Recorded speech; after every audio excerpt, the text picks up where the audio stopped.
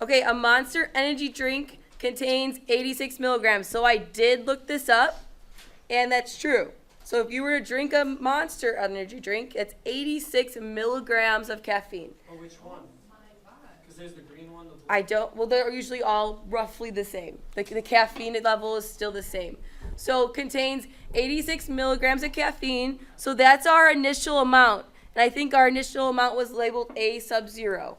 Remember, the 0 really just indicates that you're starting at nothing, because you start with nothing in your system and then you drink it, and now you have 86 milligrams. Once it's consumed, the caffeine has a half-life of 56 hours in the body. So that's your H. So I'm just going to write these out because it helps me establish what my variables are. 5.6 is how many hours, and I looked that up too. I looked up the half-life of caffeine, and it's 5.6, which is kind of close to what we had yesterday. I think we said 5 yesterday was the half-life. If Katie drinks her energy drink before school, how much caffeine would be in her system when she gets home? And you know, school is kind of about 8 hours later, so I have T equaling 8. You can give me the answer once I set up. Okay, so the formula first. The formula was A of T is equal to your initial amount. 1/2 is just part of the problem, and then time over your half-life. The hardest part of these problems, in my opinion, is plugging it into the calculator. So when you plug it in, our initial amount was 86. You can use 0.5 in your calculator or 1/2. Either one would work. Your time is 8, and your half-life is 5.6. Just make sure in the calculator sometimes you need to put that parentheses in. What did you guys get for your answer? 31.94. 31.94. Can anyone validate that? Yes. Okay, perfect. And what is our units? Hours. So I have 31 hours left in my system. Milligrams. Very good.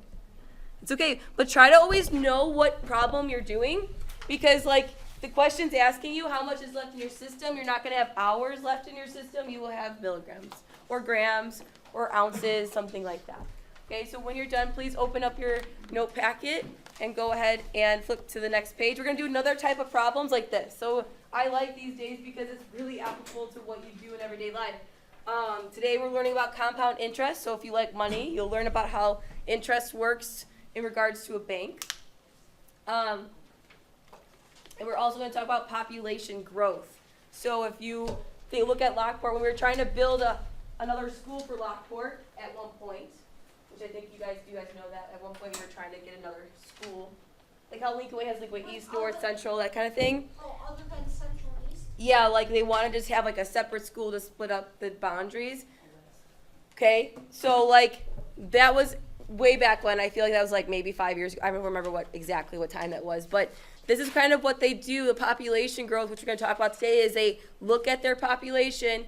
Do they feel like it's going to be growing based off the rate it has in the past? So when you look at the past like 5 years, you can see like, oh, what is the rate that the population of Lockport or whatever it is growing? And then they can predict, are we going to have enough people to fill that school? And it end up being where we just did not. So that's why we still have only the schools that we have today. Okay, so let's go ahead and go back to our notes here. We're on day 5. We're first going to talk about compound interest. Hi, how are you? Good. I actually do. I just need to give you card paper.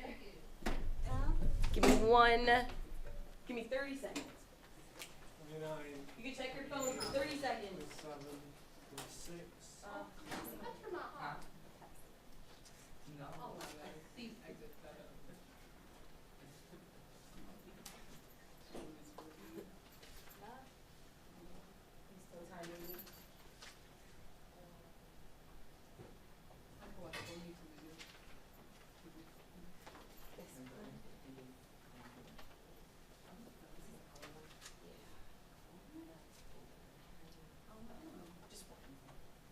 Yeah, just one. I just gotta use it for stations.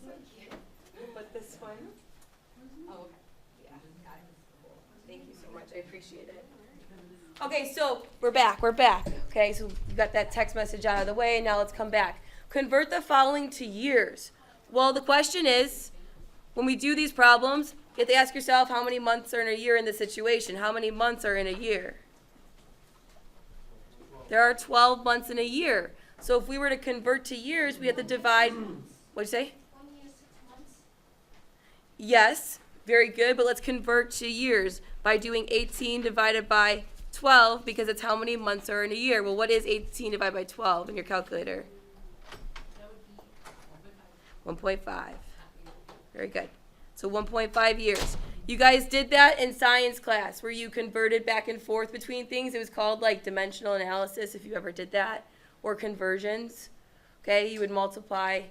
Here in this situation, we divide by 12. Well, let's see if you guys know, let's see how smart you are. How many days are in a year? 365. Good. There's technically 365.25 days in a year because of the leap year, but we won't use that in math. That's more for science. Okay, so we're just going to use 365. So every 4 years is a leap year, and that's why it's technically 0.25. I have no idea how they figured that out, but we'll use 365 for now. What'd you guys get here? 1.8698. We'll just go with 1.87 years. Let's just say that. No, it's 1.3. 1.3? Yeah. Sorry, 1.3 years. All right, do C because we just did one like months. See if you can do that without my help. You're just converting to years. You ask yourself how many months are in a year, and you divide by that amount.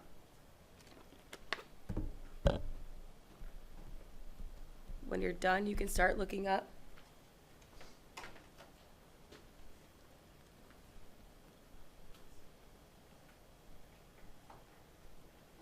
You should have gotten something like 1.67-ish, or you could have just done 1.7 or 1.6. I would have accepted all of those.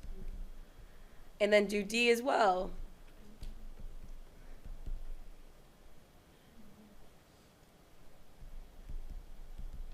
And when you're done, you can look up. Okay, so the reason why we're doing that is because when we do compound interest, which we're about to do, when we're talking about time, in this situation, we're going to have to convert to years before we do anything.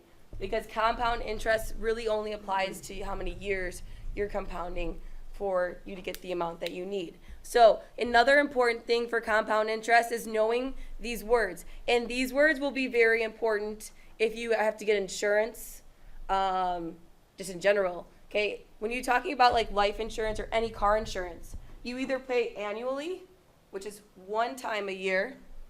Okay, annually is one time a year. Does anyone know what semi-annually is? 2 times, I think. There you go, 2 times a year. Because semi is like half. That's what semi means. So if it's semi-annually, it's 2 times a year. What about quarterly? 4. Careful. It's okay. It is 4. Because of quarters, there are 4 quarters in a dollar. Yeah. It's okay. Hey, now you'll never make that mistake again. Monthly is 12. Very good. What about daily? 360. Very good. 365.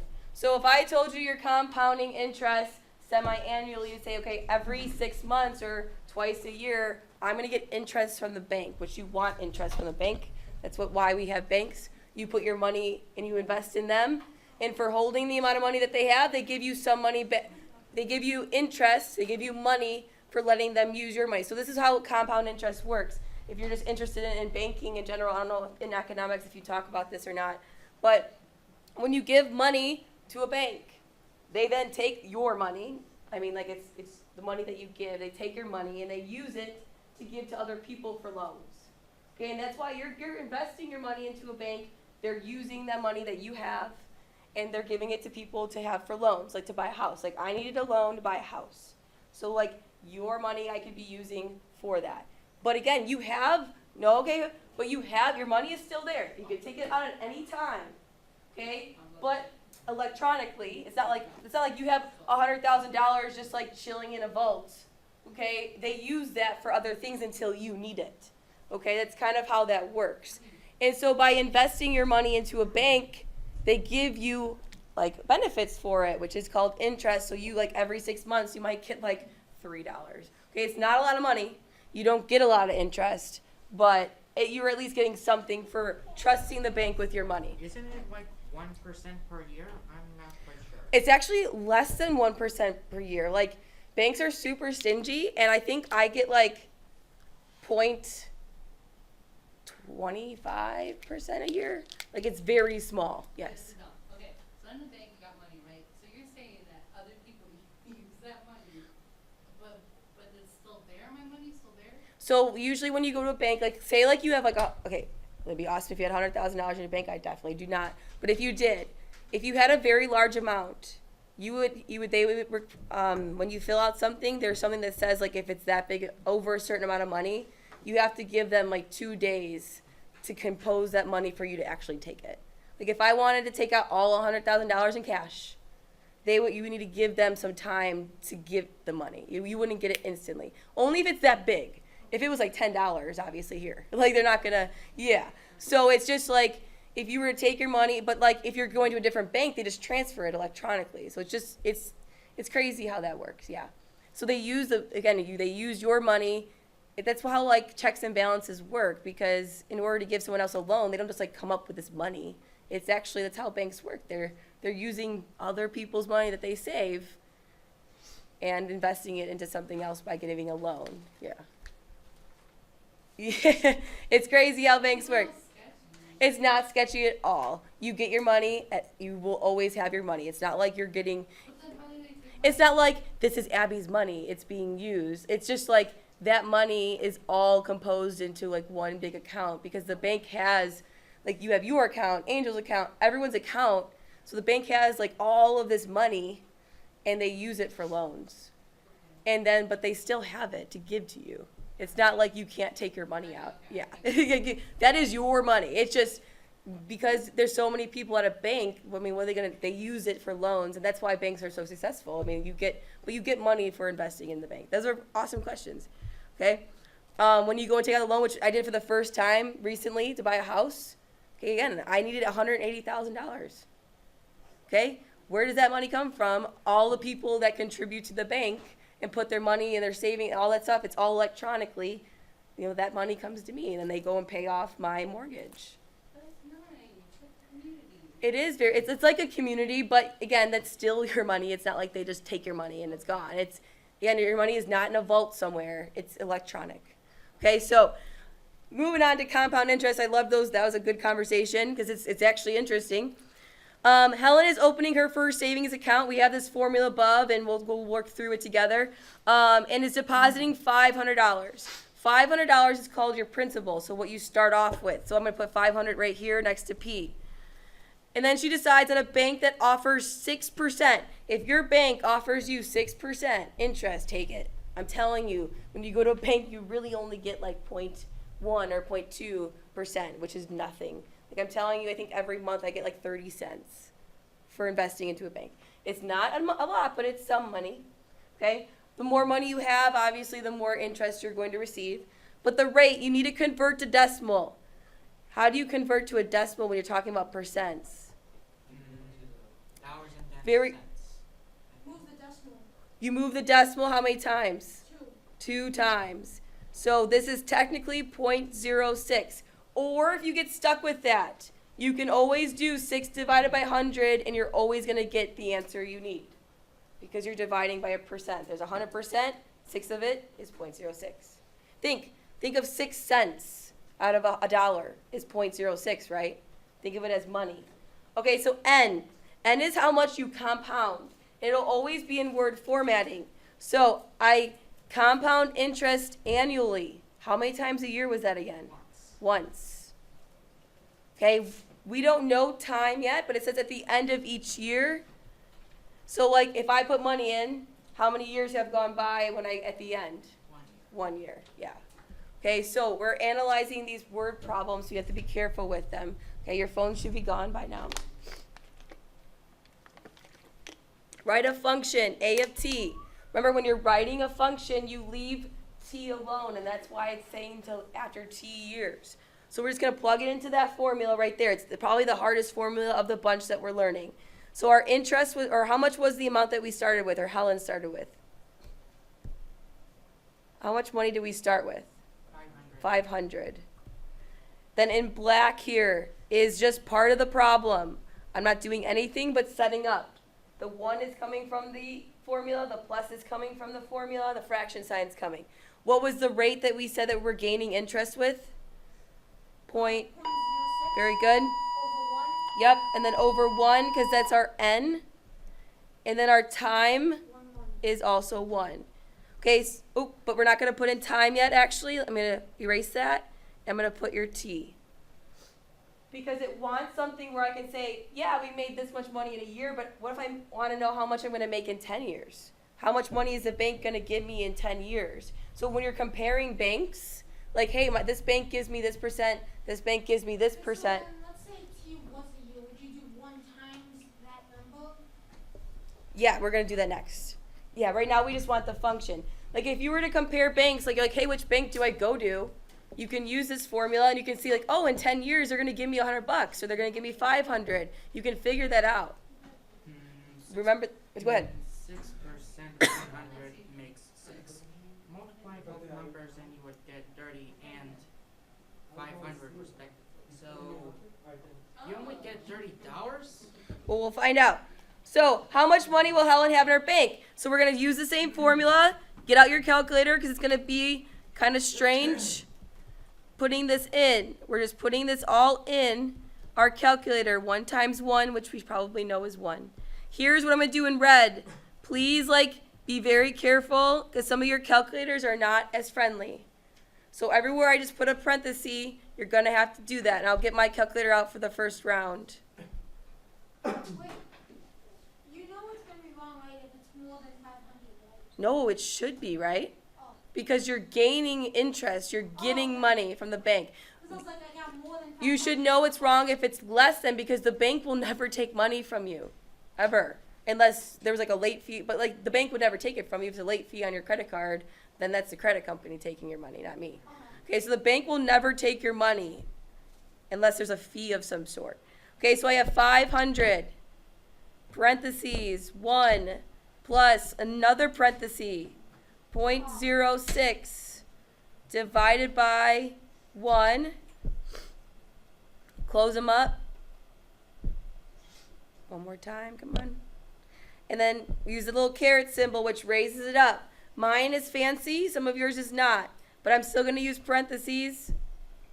1 times 1. 1 times 1. I'll leave that up for a second just so that you can check your calculator and make sure that you're typing it in right. I did not type it in that way. I typed in a complete opposite. But you might get the same answer as me. We'll see. It just depends on what type of calculator you have. I put 500, but then I just did the 1 plus 0.06 divided by 1 close parentheses. What did you get your answers? Yeah. Did you get 530? Yeah. Perfect. Okay, it makes sense. Okay, you should be somewhere around 500 in this sense, or within 1,000 or 2 of each other. So we got $530. So think about that. After putting your money in a bank with 6% interest, you're going to gain $30 every year, is what that's saying. At least the first year. You'll gain more the next year because you have more money in it. Okay? But I'm telling you, you're not going to gain that much. Banks are not that nice by giving you 6%. How about at the end of 5 years? So do the same exact thing off your phones, the same exact thing, and plug in 5 years. So everything is staying the same, and I'll change the color of the only thing that's changing is here in blue, is the 5. So see if you can type that in. I'm not going to put the parentheses in because I want you to see if you can remember to do that. Again, it should be more than 500.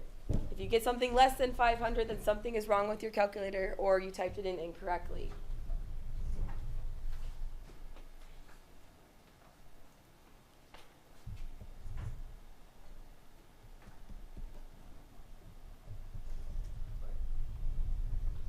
What'd you get? 500.00038888. No, incorrect. Okay, that. Let's try it again. Here, I'll put these in. Yeah, I did that too.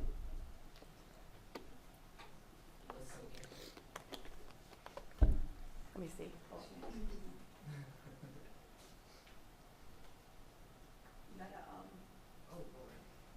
Okay, go ahead. See how you started a parenthesis here? But didn't finish it. That's why this is the hardest one to put in. So this guy has one, but you see how I have 2 parentheses on the right? That's Because what's happening is the power is only applying to the one. So when your calculator does that, you have to be careful. Yeah, I think that's right. You say, well, I'm confused. Let's do it together. Cause look at my parentheses when you draw it in. See how there's two right here. If you're missing one of them, it's gonna apply the exponent to only the one. That's how your calculator works. So I'll type it in with you because this is a harder one. All right, we have 500. I got 669. 500 parentheses 1 plus parentheses. Whenever you have a fraction, I would recommend putting in parentheses 0.06 divided by 1. Now, again, to make your life easier, you could have just known that's 0.06 because you should know 0.06 divided by 1 is 0.06. But if you did not realize that, we'd have to do 2 parentheses. Bring it to the power, and I'm just going to put in 5. I know 1 times 5 is 5, so I'm just going to put that in. And press enter, and I get 669.11. So 669.11. Let me go back and put that in. I mean, I did 55 instead of 500. It's okay. What was it, 660? I already lost it in my brain.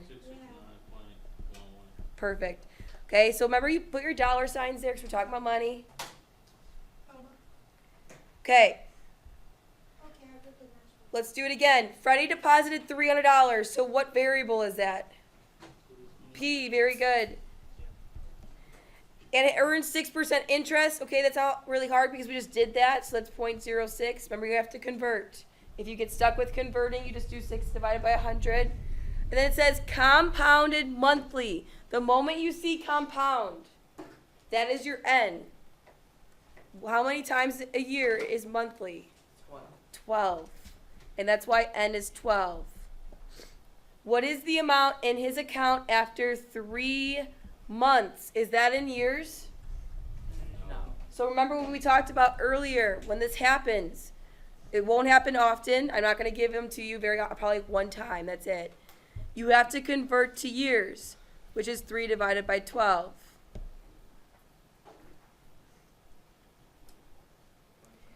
What do you say? Point what? 25. Very good. So I'm going to use that for our time. Okay, this is a harder problem of the bunch. Now let's go ahead and plug that in. I have 500 parentheses. Oh, I'm sorry, I'm using the other problem. What was our initial amount again? 300 parentheses 1 plus 0.06. How many times did we compound a year? 12, very good. And then it tells you to put the compound up again. And then the formula says to put in your time, which is 0.25.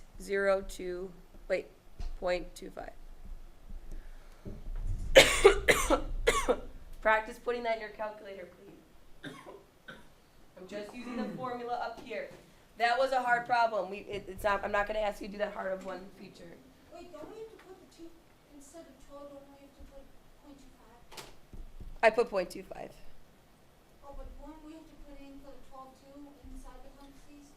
So if you look at the formula, the N is in 2 spots. So you have to put 12, both of them, and then the 0.25 is your time. Let me know what you get. See if your calculators are doing it correctly.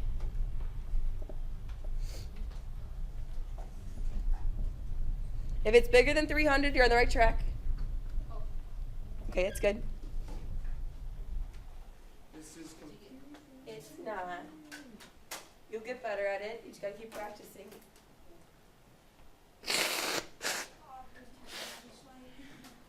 The hardest part is the calculator. What'd you guys get? I got 304. 582.0029. What'd you get? 1,339.4. Okay, I don't know what it is. 13, 39. Wow, everyone got different answers. Right. I don't know. 48.24. What'd you get? 304. 304. Because I have it exactly like that. Here we go. Let's see what I know I'm right. let's see what your calculator says. I'll do it with you guys. Can I look off of you really quick? I'm gonna look off of this. So I have 300 parentheses 1 plus parentheses 0.06. divided by 12. Close them up. Caret. And then it was 12 Times 25. 12 times 0.25 Oh, because this is going to be point, so it's 3 months in a year, which is 0.25. And then you get 304.52. Very good. Careful with all that. Now, here's something just kind of to know. You should be somewhere around the same number, okay? Unless you're like compounding like by 50%. What am I doing? I mean, I'm putting the numbers wrong, and then you fix it, and I got that.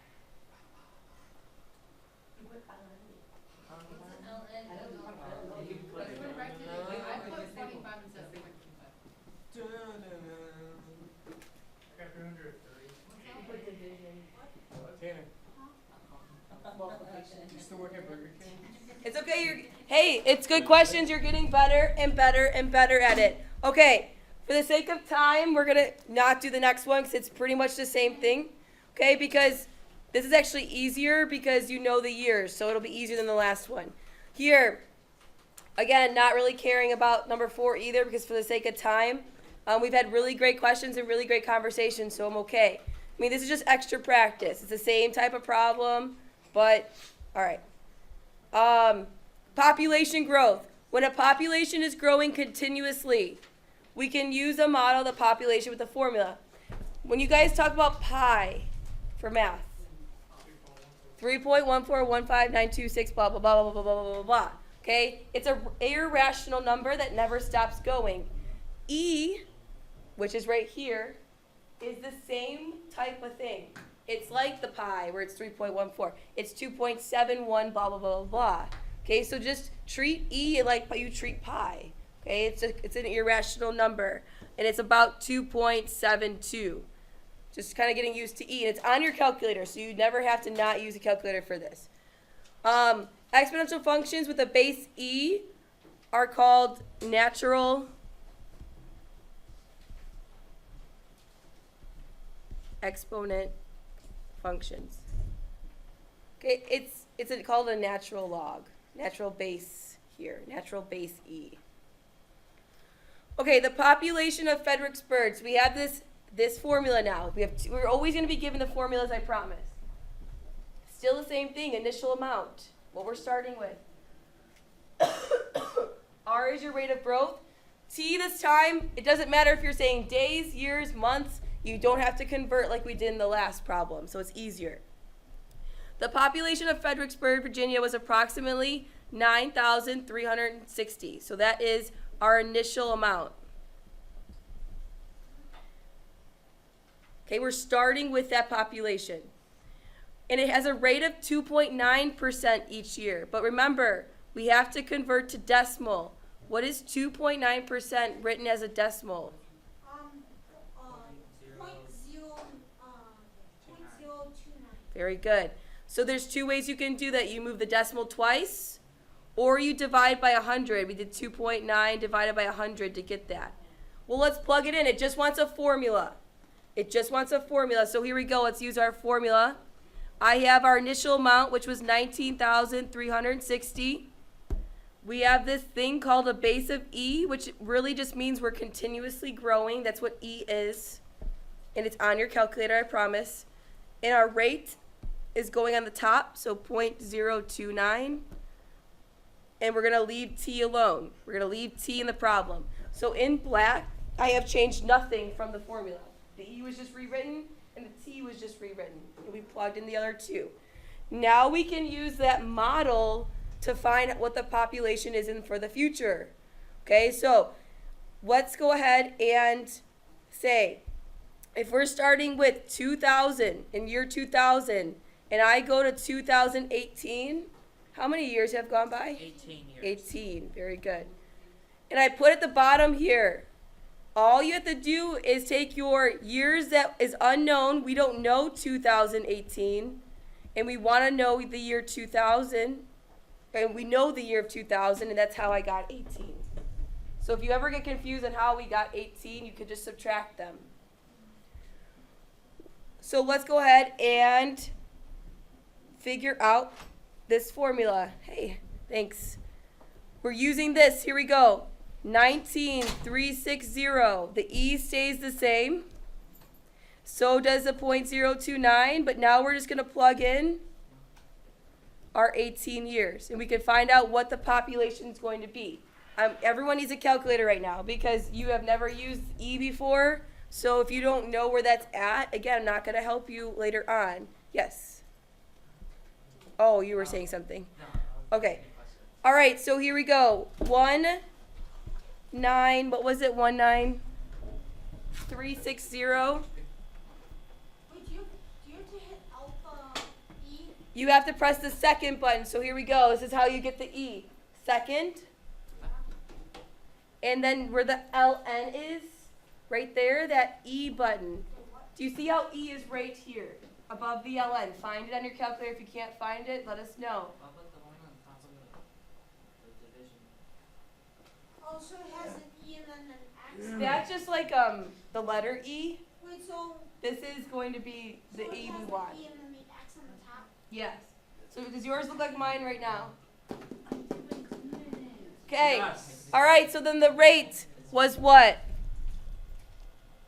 0.029. So 0.029 times our 18 years. Some of you might need parentheses there. And I get 32,629. So that means that in 18 years that have gone by, we grew and now we have 32,000. Now, people, right? You can't cut a person in half. So let's just use a whole number here. So we have 32629. 32629. So hold on, let me get back. 32629 people. What's your question? Logically, that wouldn't make sense since there are late births or early births. Like, you can be 10 months late or something along those lines. What do you mean by that? People wise? Well, yes. I'm not talking about you're the age. I'm talking about like you're not half a person. I can't cut you in half, and you. Oh. Yeah. Okay. So what value does your function model for the year 1980? So now we're going back in time. So what kind of time should I have? Positive or negative? Negative. So I'm going to do it for you. We know the population of 2018. No, we don't. I lied. Hold on. Go back. Erase. The year that we want to know is 1980. And we know the population of 2000. That was my bad. That was a different problem. I was looking at something else. What do you get for that? Negative what? 20 years. Negative 20 years. Good. So now I'm doing the same formula, same exact one, but I'm plugging in negative 20. We have way too many phones. Plug it in. Go. Next. That's going to be gone because that was all period. You're plugging it in, 19,360 E to the 0.029, but instead of 18, I'm now using negative 20. And when you're done, let us know, and I'll give you your homework if you get it correct. Let me see.